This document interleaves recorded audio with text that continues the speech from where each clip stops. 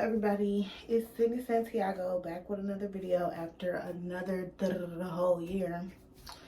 I got really a lot going on, but I can't even get into discussion about all the shit that's been going on since 2020. But in about 5 more months, I'll be able to tell y'all everything. So just be patient. But anyways, let's just get into the video. Today's video is going to be about how to become a traveling stripper, things you need to know before becoming a traveling stripper, whatever you want to call it.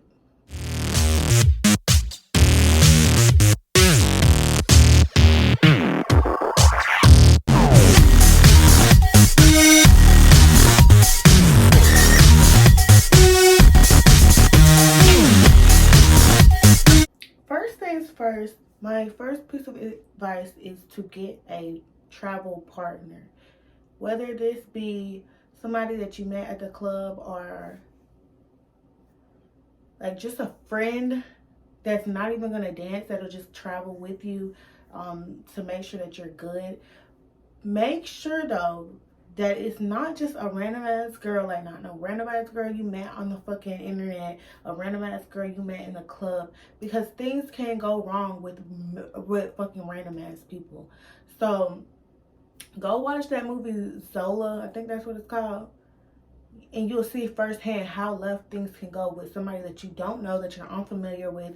They can leave you in fucked up situations. They can leave you in general. They can be trying to do shit that you're not into. They might be trying to sell pussy while they're out there. They might be trying to do other things that you're not into or that you're not comfortable with, and can put you in compromising positions in another city or in another area or somewhere where you're too far away from home to get back.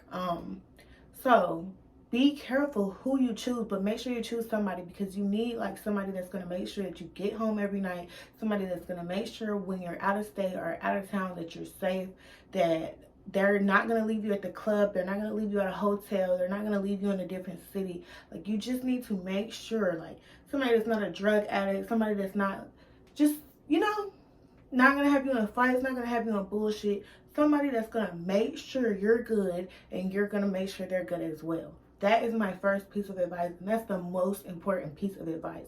Do not try to start traveling by yourself and then end up fucking missing.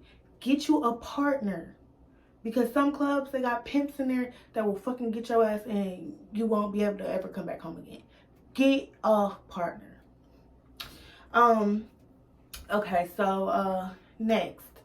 Basically, before you start traveling stripping, you need to make sure that you've been dancing for not a long time, but get your feet wet in the club for a couple months at first, in your own city, in a place you feel comfortable with, and keep going back and forth, so you can kind of get a feel of how clubs work in general. Every club is of course different, but you need a feel of how it's going to be at all. So when you're dancing at home or in the city that you're comfortable in, make sure that you're also trying out more than one club. Don't just stick to one place, because then you're not going to know like how different clubs can be. Every club is different, especially when you end up in a different city or a different state. They can be vastly different, and then you're going to be sitting there confused because you think every club is like your home club. So make sure before you even go out on your first little stripper road trip, make sure that you're trying out new places within your city, so you see that, okay, sometimes tip out is this much, sometimes the rules are this way, sometimes VIP is like this, whatever. The first time I started traveling, the first place I traveled to was Charlotte. I was dancing in Greensboro, North Carolina, and the first place I went to was Charlotte, North Carolina. And when I tell you that club was so completely different, it was like a shock. And I was a baby stripper at this time. I was probably dancing for maybe like 3 months, but I wasn't even dancing for 3 months consistently. Like, I had probably only gone really a month of weekends out of that 3 months. So I was like a fucking fish out of water. I didn't know what the fuck was going on. I didn't know like how different clubs could be, how fucking different the girls even can be, the management, the DJs, everything can be different. So make sure that you move around to see like what this shit is like.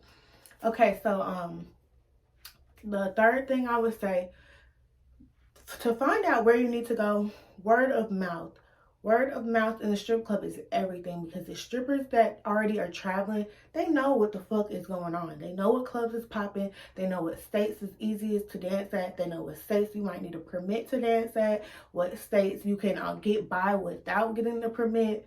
Like things like that. You need to be talking to people, or just hitting like dancers up on Instagram that you see dancing in those states that you want to dance at, or in those cities that you want to dance at. You need to hit people up so you can kind of get a feel of how it will be. And I know sometimes bitches can lie. Sometimes bitches will lie. So kind of take everything with a grain of salt, because when it comes to asking people about their money, a lot of times people tend to tell you one thing, but actually it's a whole different thing going on. Like they'll tell you, okay, yeah, I made $1,500 this night, but in actuality they probably made $300, and they just want to look cool or like flex for you. So I definitely would say hit people up, take it with a grain of salt. But when it comes to like rules of the club, how much the tip out is going to be, how you would have to audition if you do have to audition, things of that nature, just make sure you take that advice, because 9 times out of 10 that's going to be most of the truth. And then once you hear what clubs are popping, you can also hit up the club itself on Instagram, and then further find out the information, because not every club you can just walk into. Some clubs you have to get walked in. Some clubs you have to audition for before you even get there. Some clubs you have to send pictures in, and then they'll let you know if they want you to dance there or not. But like, you need to talk to girls first, because just going on Instagram and typing in clubs, of course you're only going to see their good nights. You're going to see their best nights, the nights with the most money. And that does not mean that's how it is every weekend or every night. Like sometimes those clubs post every once in a while nights. Like there'll be nights that are once every month or once every 2 months or shit like that. Like, so before you hit up the club, make sure you talk to girls that have danced there, so you can kind of get an idea of like how it actually is, if the money's good. Because bitches are going where the money's going. A bitch is not going to be wasting time, you know?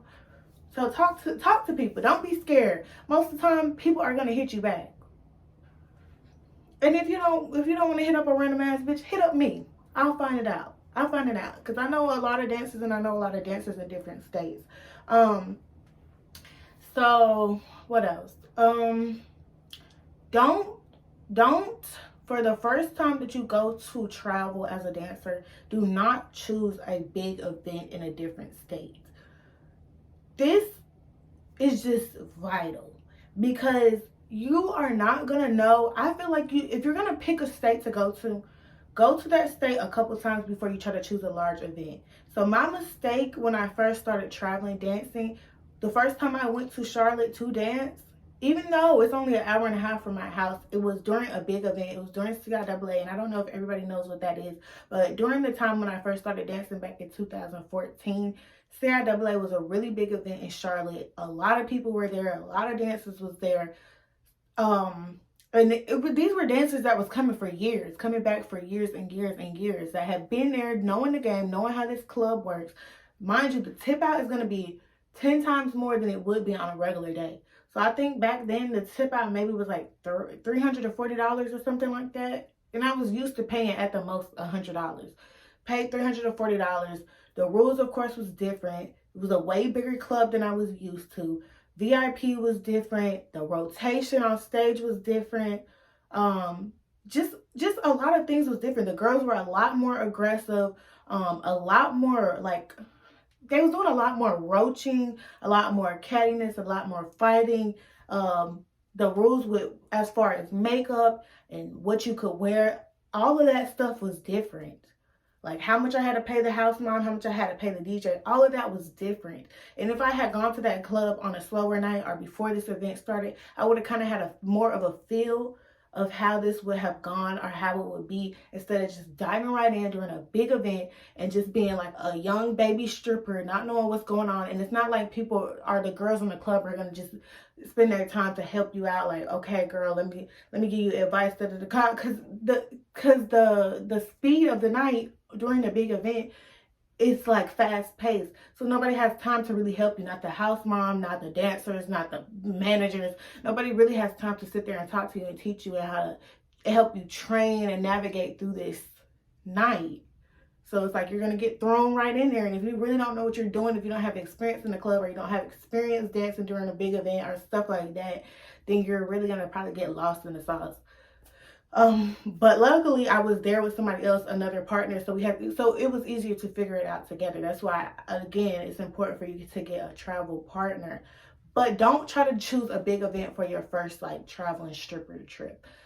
Choose somewhere, I suggest you choose somewhere still kind of close to home, not go out the state, don't take a flight, maybe drive an hour, maybe drive 4 hours at the most, so you're still in your state. The rules of your state will still be the same. Tip out is going to be different, of course. Contact the club before you go, but I always bring about $100 extra than whatever they tell me, just to be sure. Just make sure different clubs have different rules regarding like what you can wear. So make sure you bring multiple outfits. Bring boy shorts as well, like not boy shorts, but like some clubs I danced at, I couldn't wear a thong. Like it was like illegal in that state to wear a thong. So bring stuff that is not so like revealing, as well as, you know, have options, because you don't know the rules yet. You don't know what's gonna go on. Choose somewhere close to home. Maybe like if an artist is coming out or something like that, but not even like, no, not even, sometimes that'll be a little bit too much for your first time traveling. And it's a lot more dangerous, like, because you don't know where you are, you're unfamiliar. If you're going to get a hotel room, I suggest you get the hotel room before you go to the club, instead of going to the club, working all night, and then going around trying to find a club. Trying to find a hotel, because, you know, in a new city, it's going to be 4 in the morning sometimes. Like, that just might not work. So get your hotel room first. Go close to home. And then start venturing out to different states, to different type of events, stuff like that.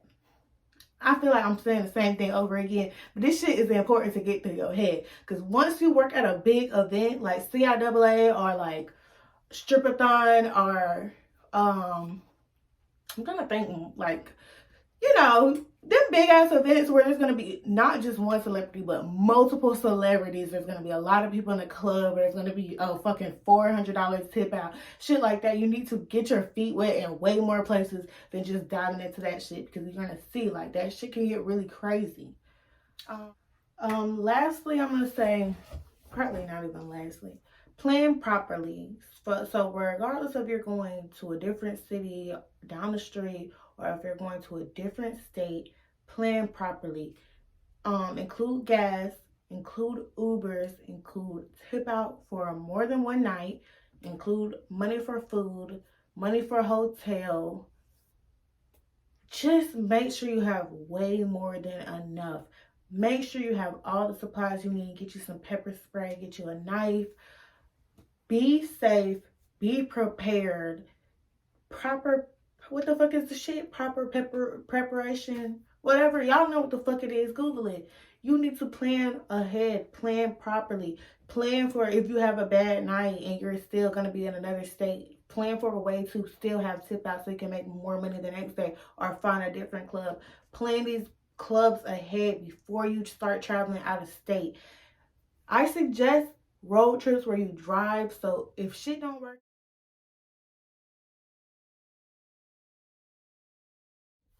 I hope that I did a lot of explaining. My fucking iPhone is a bitch. Even though I pay for storage, this shit is saying I don't have none. But anyways, if you have more questions or if you want more specific advice regarding states, clubs, cities, whatever, just hit me up on my Instagram. I'm gonna put that down below. And I'll always be there. It might take me like a day or so to get back to you, but I will always get back to you. I do not care. Ask me whatever you want to ask me. I will give as much advice as possible. Like what clubs you're gonna have permits required, shit like that. Just hit me up. You know, always walk like you're the baddest bitch in the room.